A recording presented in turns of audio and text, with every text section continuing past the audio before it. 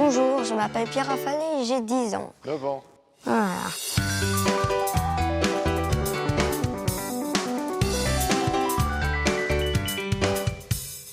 Quand je serai grand, je voudrais avoir ma propre entreprise.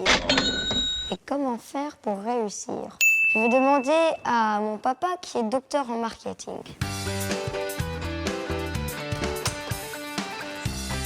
Bonjour papa, merci de m'avoir rejoint dans mon studio.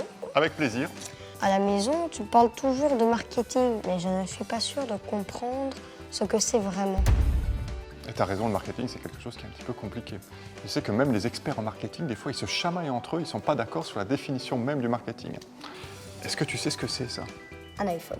Exactement, c'est un très très vieux modèle d'iPhone. C'est un des tout premiers qui est sorti. Tu sais que l'iPhone, c'est sorti en 2007. Ça a été inventé par une société qui s'appelle Apple, par un monsieur qui s'appelle Steve Jobs. Mais avant 2007, comment est-ce qu'on téléphonait?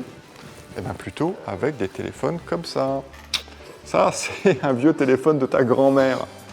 Et donc tu te rends bien compte qu'il a fallu passer de ce modèle-là à ce modèle-là. Et ça a été rendu possible notamment grâce au marketing.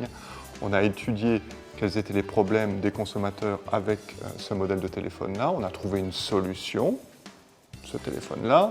Ensuite, on a identifié quels étaient les clients potentiels qui pouvaient acheter ce téléphone-là. Et on le leur a vendu. Donc, si je comprends bien, le marketing, c'est ce qui permet à une entreprise de vendre ses produits. C'est exactement ça. Et si on voulait être encore un petit peu plus précis, on pourrait dire que le marketing, en fait, c'est savoir quoi vendre, à qui le vendre et comment. Identifier les besoins des consommateurs, ensuite identifier les clients potentiels et ensuite leur vendre les produits. Et comment on fait pour savoir ce dont les gens ont vraiment besoin? Et donc ça, parfois, c'est un petit peu compliqué parce que tu sais, les gens, à l'intérieur de leur tête, des fois, ils ne sont pas très clairs avec ce qu'ils veulent et en plus, ils ne savent pas le dire exactement. Et donc ça, c'est le domaine des études de marché.